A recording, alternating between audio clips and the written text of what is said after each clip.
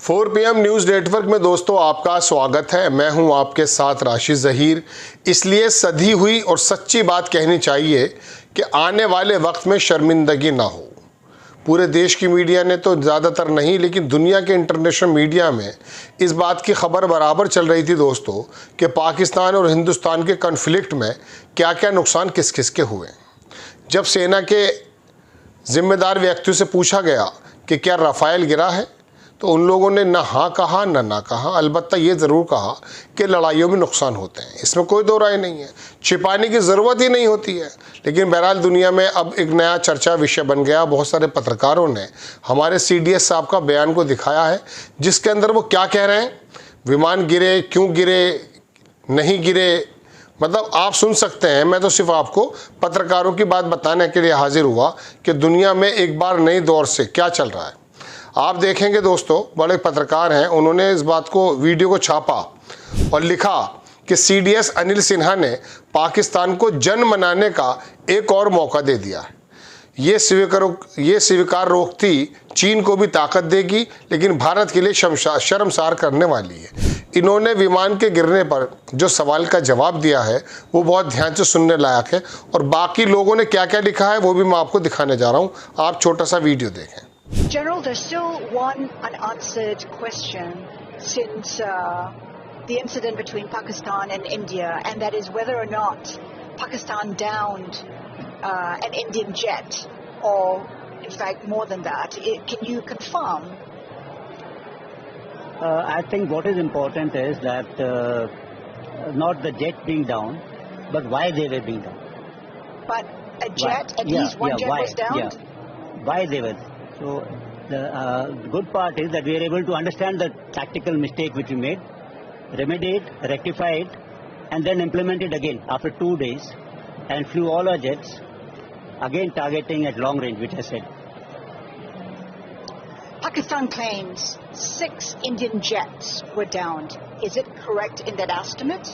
Absolutely incorrect, and that is not information which I said is important. What is important is why they were down. That is more important for us. And what did we do after that?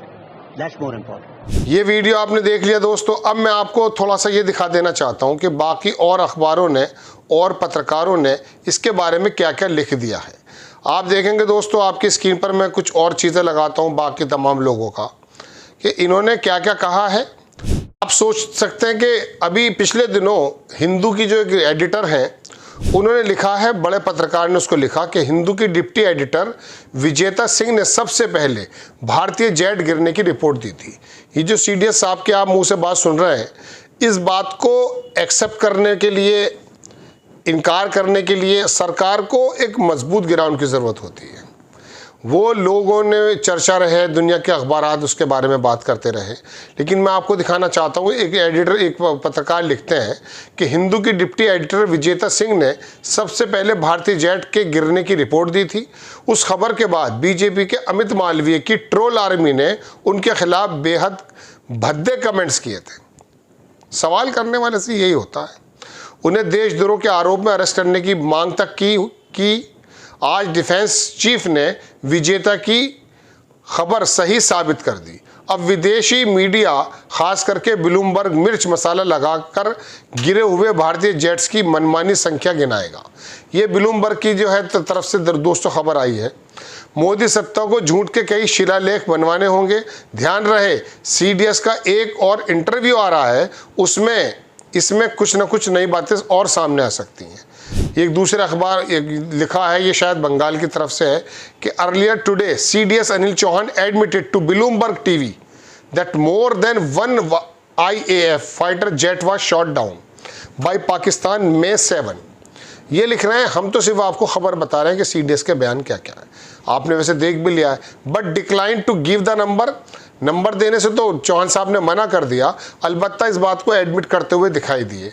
Make और casualties resulting from the air battle now increasingly appears to have been as claimed by global defence expert. पहले से ही बात चल रही है कि चीन का जो J-10 है वो किस प्रकार से कामयाब हुआ है या नहीं, राफेल के अंदर कुछ कमियां आई हैं या नहीं।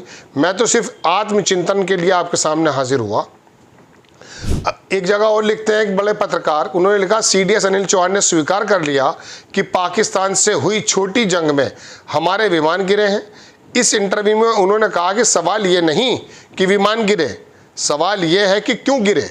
यानी अब सवाल केवल नंबर का है और इसका है कि गिरने वाले विमान कौन कौन से थे, राफेल या कोई और। अब अगर CDS ने स्वीकार कर लिया है तो सरकार कैसे इनकार करेगी? वो तो सवाल से भाग रही है, उससे कोई उम्मीद क्या करे? जो पूछेगा देशद्रोही करार देकर बच निकलेगी।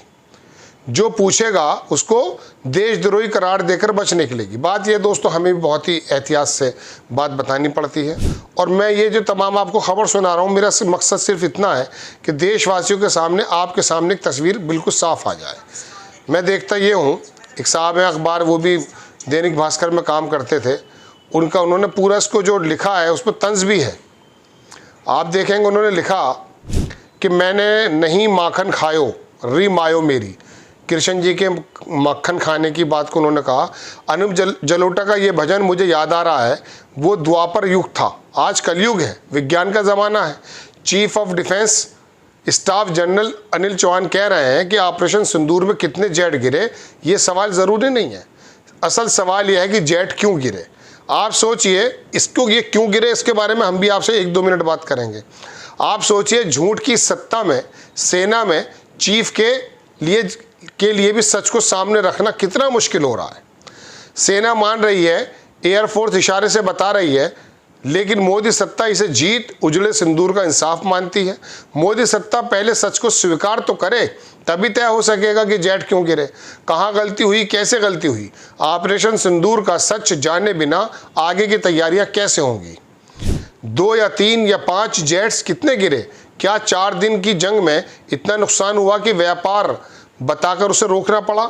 ऐसी क्या पर्देदारी है कि भारत में यही सवाल किसी चैनल या यूट्यूबर्स की पूछने की हिम्मत नहीं हो रही है, हमारी भी नहीं हो रही है। कृष्णा के मुंह पर माखन लगा था, उन्होंने कहा मित्रों ने लगा दिया, माता यशोदा हंसकर मान गई, उन्हें गले लगा लिया। क्या सिंगापुर की मीडिया को भी यही करना चाहिए? देश इस बात पर मंथन करे कि जेट गिरा नहीं, पर क्यों गिरा। सच कहता है कि महाराणा प्रताप हल्दी घाटी का युद्ध हारे, बीजेपी सांसद ने शिला पट्टिका पर लिखवा दिया कि जंग जीते। क्या हम भी मान भी लें तो क्या अब नरेंद्र मोदी को सिंदूर की डिब्बी लेकर विदेश जाना पड़ेगा? सच कभी पराजित नहीं हुआ, इतिहास गवाह है, सत्ता बेनकाब है। ये सारे रेफरेंसेज इसलिए दिए दोस्तों, कौन सा भारतवासी ऐसा होगा जो अपने विमान के गिरने पर खुश होगा। कूटनीति के तहत इन बातों को कभी बताया भी जा सकता, कभी छिपाया भी जा सकता है, लेकिन बात यह है दोस्तों कि हमारी तैयारियां क्या हैं, इसके बारे में अगर कोई बात कर रहा है तो क्या उसको देशद्रोही करार दे दिया जाएगा? अब CDS ने जो इशारा दिया है, जो बयान दिया है, इसके बारे में अब सरकार क्या कह सकती है?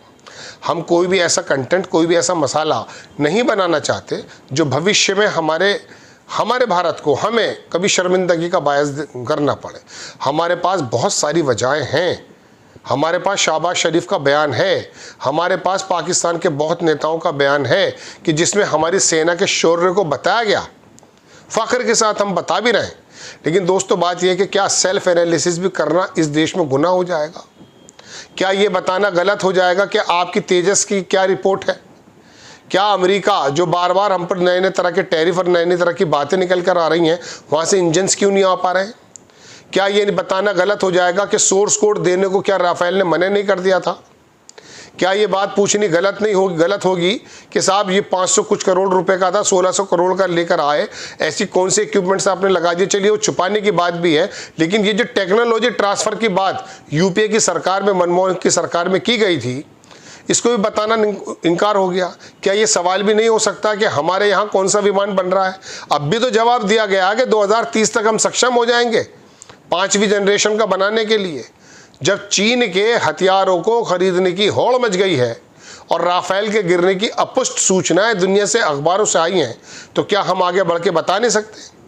हमें बताना चाहिए कि हमने क्या परफॉर्मेंस दी है, किस प्रकार का कुछ अगर नुकसान हुआ है तो नुकसान तो वाकई होते हैं, इसमें कोई दो राय थोड़ी ना है।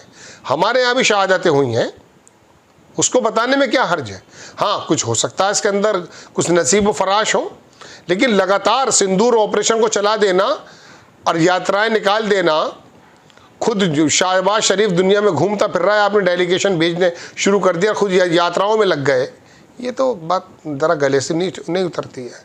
और अचानक क्या हुआ कि इतनी तेज़ी से जंग शुरू हुई और ऐसी तेज़ी से ख़त्म हो गई। कौन सी मजबूरियां थीं? पाकिस्तान वहाँ बगले बजा रहा है और दुनिया भर के वहाँ पर जो है जश्न मना रहा है।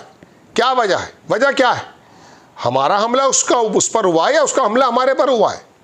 उसका हमला तो हमारे पे कोई बड़ा नहीं हुआ है, हमारा हमला वाकई बड़ा हुआ है, इसको दुनिया मान भी रही है। तो उसके बावजूद भी ऐसी क्या बात है? क्योंकि एक झूठ सोच सच को जो है हरा देता है।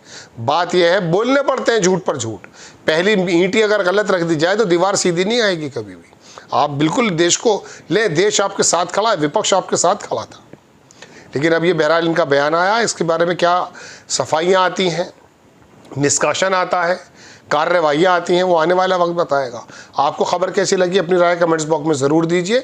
चैनल को सब्सक्राइब कीजिए, शेयर कीजिए। नेक्स्ट टाइम में किसी खबर के साथ हाजिर होता हूँ। जय हिंद।